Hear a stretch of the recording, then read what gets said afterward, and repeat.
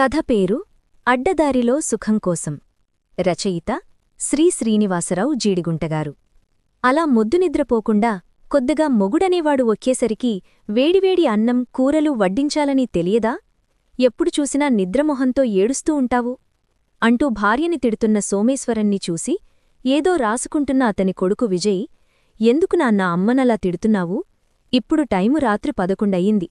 నువ్వు ఊరంతా స్నేహితులతో తిరిగి వచ్చి ఈ టైంలో వేడిగా అన్నం కావాలి అని గొడవ పెడుతున్నావు. అమ్మ ఉదయం లేచి ఇప్పుడే 1 గంట క్రితం నడున్నొప్పిగా ఉంది అని పడుకుంది. ఆవిడలా పడుకోటానికి నువ్వు పెట్టే తిండి కారణం కాదు. నేను కూడా చదువు మానేసి చిన్న ఉద్యోగం చేసి ఇల్లు గడుపుతున్నాము. ముందది తెలుసుకో అన్నాడు సోమేశ్వరం కొడుకు విజయ్. నోర్ముయ్, పెళ్లిపెటాకుల్లేని నువ్వు కూడా నాకు చెప్పేవాడివా? రేపు నీకూ ఇలాంటి చద్దికూడు పెడితే తెలుస్తుంది నా బాధ అని కొడుకుమీద అరిచాడు. తండ్రి యాగాయితనం భరించలేక ఇల్లు వదిలిపెట్టి వెళ్ళిపోదామనుకున్నాడు విజయ్. అయితే తనుకూడా లేకపోతే తల్లిని కొట్టి చంపేస్తాడేమో అనే భయంతో తండ్రి తిట్టే తిట్లు పడుతున్నాడు. ఒక్కొక్కసారి అనిపిస్తుంది, బెల్ట్ తీసుకుని తండ్రిని చితుకొట్టాలి అని. అలా చేసినా తల్లే బాధపడుతుంది. మనది పుణ్యభూమి కదా. భర్త అరుపులు విని లేచిన పార్వతీ, వచ్చారా? ఏమిటో నిద్రపట్టేసింది అంది. పట్టదు, వేడిగా వండుకొని తింటే నా మొహాన చల్లటి అన్నం పడేశాదు అన్నాడు భార్యవంక కోపంగా చూస్తూ. అయ్యో, మీరు తినకుండా నేనెప్పుడైనా ముందు తిన్నానా? ఒక్క నిమిషం, అన్నీ వేడిచేసి పెడతాను అంది. చూసావా అమ్మని ఎలా ఉందో, ఎండిపోయిన పొట్లకాయలా? నీకు జాలికూడా లేదా నాన్నా? నువ్వు నీ స్నేహితులతో తిరిగి ఎప్పుడో వస్తావు. అమ్మ సన్యాసిలా అలా బక్కచెక్కి నీకోసం ఎదురుచూసి నీరసంగా పడుకుంటోంది. దయచేసి మారండి నాన్నా అన్నాడు విజయ్. కొడుకు మాటలు విని ఒకసారి భార్యవంక చూసి, నిజమే, బాగా పాలిపోయింది. నా పెళ్లికి పట్టుచీర కట్టుకుని బంగారు బొమ్మలా ఉంది. వాళ్ల పేదరికంకి నన్ను పెళ్లి చేసుకుని తను బలైపోయింది అనుకున్నాడు సోమేశ్వరం మనసులో. 4 మెతుకులు తినేసి వెళ్ళిపడుకున్నాడు. ఉదయమే లేవబోతున్న భార్యతో, ఇంకొద్దిసేపు పడుకుని నిద్రపో, ఈరోజు నేను ఆఫీస్కి వెళ్లడం లేదు అన్నాడు సోమేశ్వరం. ఈరోజు పడుకుంటే అలవాటైపోయి రేపాలస్యంగా లేస్తే పనులు లేటవుతాయి అంటూ లేచి వంటగదిలోకి వెళ్ళింది. అప్పటికే లేచి కాఫీ కలుపుతున్న కొడుకు విజయ్ని చూసి, నువ్వెందుకు లేచావురా అప్పుడే? ఈ పని నాకు ఎక్కువవుతుందిరా పిచ్చినాయనా. లే, వెళ్ళి కాసేపు పడుకో. మీ నాన్న ఈరోజు ఆఫీస్కి వెళ్లడం లేదుట అంది. ఎందుకు వెళ్తాడమ్మా? ఈరోజు మొదటి తారీఖుకదా, అప్పులు వాళ్లు పట్టుకుంటారని భయం అన్నాడు విజయ్. మీ నాన్న అప్పులు చెయ్యాల్సిన అవసరమేమొచ్చిందిరా? నువ్వు కూడా సంపాదిస్తున్నావు కదా. ఒకసారి మీ నాన్న ఎందుకు అప్పులు చేస్తున్నారో తెలుసుకోలేవా? నాకు తెలిసి కోపం తప్ప మిగతా చెడు అలవాట్లు లేవురా అంది పార్వతమ్మ. ఈరోజు నేను నాన్న పనిచేస్తున్న ఆఫీస్కి వెళ్లి విషయం తెలుసుకుంటాన్లే. కాని నాన్నకి ఈ విషయం తెలిసి కోపంతో మనిద్దర్నీ చావబాదుతాడేమో అన్నాడు విజయ్. అన్నం వడ్డించి భర్త సోమేశ్వరంతో, ఒక్కగానొక్క కొడుకు, వాడి చదువు మధ్యలో ఆగిపోయింది. చివరికి చిన్న ఉద్యోగం చేసుకుంటూ చదువుకుంటున్నాడు. వాడికొక పిల్లని చూసి పెళ్లి చేద్దాం అంది. నువ్వే అడుగువాణ్ణి, వాడికి నేను విషమైపోయాను. నిన్న రాత్రి ఎలా మాట్లాడాడో చూశావుగా అన్నాడు సోమేశ్వరం. మీరలా నన్ను తిడుతూ ఉంటే ఎదిగిన కొడుకు కదా. మీరొక వారం రోజులు నన్ను తిట్టకుండా ప్రశాంతంగా ఉండి చూడండి, మీకే ఆరోగ్యం బాగుంటుంది అంది ధైర్యంగా. మీ ఆడవాళ్లకి కొద్దిగా చనువిస్తే చాలు, సలహాలిచ్చేస్తారు. నోరు మూసుకొని కొద్దిగా మజ్జిగ వడ్డించుకో అన్నాడు విసుగ్గా. తండ్రి ఆఫీసుకు వెళ్లి మేనేజర్ గారిని కలిసి తన తండ్రి ప్రవర్తన గురించి చెప్పి, ఆలస్యంగా ఇంటికి రావడానికి ఏమైనా చెడు సావాసాలు ఉన్నాయా అని అడిగాడు. మేనేజర్ ఒక్కసారి సోమేశ్వరం కొడుకు వంక చూసి, మీ నాన్న గురించి చెప్పాలి అంటే కష్టజీవి, పనిదొంగ కాదు, అలాగే త్వరగా డబ్బులు సంపాదించాలని కోరికగలిగిన వ్యక్తి. అదే అతని కొంపముంచింది. సాయంత్రం చాలామంది 5 గంటలకు వెళ్ళిపోతే మీ నాన్న డబ్బు ఓవర్ టైము చేసి 8 గంటలకు ఫ్యాక్టరీ నుంచి బయటకు వెళ్తాడు. మరి ఇంటికెందుకంత లేటుగా వస్తాడో నాకైతే తెలీదు. కాని అతని స్నేహితుడొక్కడే ఉన్నాడు. వాడినడిగితే తెలుస్తుంది. ఎందుకంటే చివరిలో కలిసి బయటకు వెళ్లేది వాళ్లే అన్నాడు. శ్రమ అనుకోకుండా ఆ విషయం తెలుసుకోండి. మళ్ళీ 4 రోజులకు వస్తాను అన్నాడు. రావక్కర్లేదు, నీ ఫోన్ నంబరివ్వు, నేనే చేస్తాను అన్నాడు మేనేజర్. మేనేజర్ గారితో మాట్లాడి బస్సులు పట్టుకుని ఇంటికి ఆలస్యంగా చేరుకున్న కొడుకుని చూసి, నాన్నగారి విషయమేమైనా తెలిసిందా అనడుగుతున్న తల్లిని చూసి, ఇంట్లోకి రానీయవా? కంగారెందుకు, చెప్పకుండా ఉంటానా అంటూ కాళ్లు కడుక్కోవడానికి తొట్టదగ్గరికి వెళ్లాడు. బాగానే ఉంది వరస. ఇంటికి ఆలస్యంగా వచ్చిన వాళ్లందరూ తల్లిమీద ఉంటే భార్య మీద అరవడం గొప్ప ఆడుకుంటున్నారు అంది పార్వతి. వంటగదిలోంచి 2 గ్లాసులలో కాఫీ పట్టుకుని వస్తున్న తండ్రిని చూసి గతుక్కుమన్నాడు విజయ్. మీరు లోకసంచారంకి వెళ్లలేదా నాన్నా? అన్నాడు నవ్వుతూ. కాఫీ తాగుతున్న కొడుకుతో, అబ్బాయ్, త్వరగా నువ్వు పెళ్లి చేసుకుంటే కోడలు నాకు కొద్దిగా సహాయంగా ఉంటుందిరా. చూడు ఎలా ఆరోగ్యం పాడైపోయిందో నాకు అంది. అమ్మా, నాన్నలాంటి బాధ్యతలేని వ్యక్తి, భార్యని గౌరవించటం తెలియని ఇంట్లో నేను పెళ్లి చేసుకుని ఇంకో అమ్మాయి జీవితం నాశనం చేయడమెందుకమ్మా అన్నాడు విజయ్. మీ నాన్న మొదటినుంచీ ఇలా లేరురా. ఎందుకో కొన్నేళ్లనుంచీ ఈ చిరాకు ఎక్కువైంది. మొదటినుంచీ ఇలాగే ఉంటే ఎప్పుడోనా చచ్చిపోయి ఉండేదాన్ని అంది. ఏమోనమ్మా, నాకు ఊహ తెలిసినప్పుడునుంచీ నాన్న అలాగే ఉన్నారు. నువ్వు పాతకాలం దానివి కాబట్టి మొగుడంటే భయపడుతున్నావు. ఇప్పటివాళ్లు మొగుడు ఏమైనా అంటే పోలీస్ రిపోర్టిచ్చి మొత్తం మొగుడి వంశాన్ని జైలుకు పంపుతున్నారు అన్నాడు.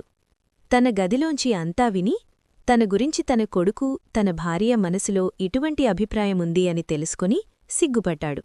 చివరికి తన ప్రవర్తన కొడుకు పెళ్లిక్కూడా అభ్యంతరమైంది అనుకున్నాడు.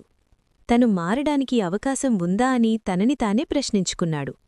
2 రోజుల నుంచి తండ్రి ఇంటికి త్వరగా వస్తూ ఉండటం చూసి విజయ్ అపార్థం చేసుకున్నాడు. తండ్రి ఏదో తప్పు చేయడం వలన బయట తిరగలేక ఇంట్లో దాక్కున్నాడు అని. ఆ రోజు ఉదయం మేనేజర్ ఫోన్ చేసి, మీ నాన్న తక్కువ సమయంలో ఎక్కువ సంపాదించాలి అనే ఆశతో తను డబ్బు వడ్డీకి తీసుకుని ఇతరులకి ఎక్కువ వడ్డీకి ఇవ్వడం, వాళ్లు ఎగగొట్టేసరికి ఇంకో అప్పుచేసి పాత అప్పు తీర్చడం అనే వలలో చిక్కుకుని ఉన్నాడు. అందుకే రాత్రులు ఇంటికి ఆలస్యంగా రావడం, చిరాకుతో అందరినీ తిట్టడం అని మీ నాన్న స్నేహితుడు ద్వారా తెలుసుకున్నాను. అయితే గుడ్డిలో మెల్లన్నట్టు చేసిన అప్పులు 5 లక్షలు కంటే ఉండవని తెలిసింది అని చెప్పాడు మేనేజర్. డబ్బు సంపాదించి మిమ్మల్ని సుఖపెట్టాలి అని అతని ఉద్దేశం. ఎన్నుకున్న మార్గం తప్పుది అంతే అన్నాడు మేనేజర్. ఇంటికి వస్తూ, నాన్న ఎందుకిటువంటి అలవాటు చేసుకున్నాడు? ఎక్కువ వడ్డీ ఇచ్చేవాడు ఏడుస్తూ ఇస్తాడు లేదా ఎగకొడతాడు. ఇతరుల ఏడుపుతో మనకి సుఖమెలా దక్కుతుంది?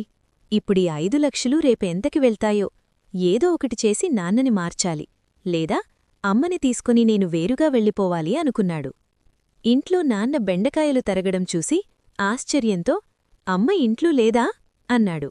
ఉంది, నీకోసం బెండకాయ వేపుడు చేస్తున్నాము అన్నాడు సోమేశ్వరం. వంటగదిలోకి వెళ్ళి, ఏమిటి నాన్న నీకు సహాయం చేయడం విచిత్రంగా ఉంది అన్నాడు. ఏమో, తనే అన్నారు. విజయ్కి బెండకాయ వేపుడు ఇష్టం కదా, నేను ముక్కలు తరిగిస్తాను, నీకు ఓపిక ఉంటే వేపుడు చేద్దామన్నారు. బహుశా తనకి తినాలనిపించుంటుంది అన్నాడు. భోజనమైన తర్వాత కొడుకుని, అబ్బాయ్, అలా బయటికి వెళ్దాం, నాతోరా అని పార్వతీ, చేతి సంచయిస్తే 4 కూరగాయలు తెస్తాము వచ్చే అప్పుడు అన్నాడు సోమేశ్వరం.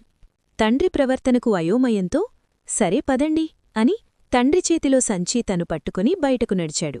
రాత్రి 8 అవుతున్నా రోడ్డుమీద జనం విపరీతంగా ఉన్నారు. కొడుకు భుజంమీద చెయ్యివేసి, ఏమిటిరా, ఈరోజు మన రోడ్లో కూడా ఇంత జనం అన్నాడు సోమేశ్వరం.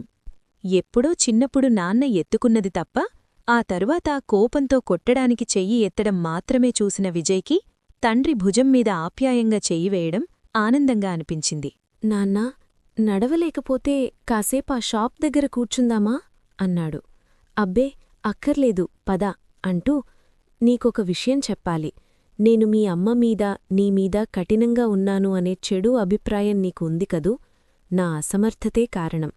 మా పెళ్లైన కొత్తలో నేను మీ అమ్మ సెలవొస్తే చాలు సినిమాలు చూడటం, చుట్టాలింటికి వెళ్లడం చేసేవాళ్లం.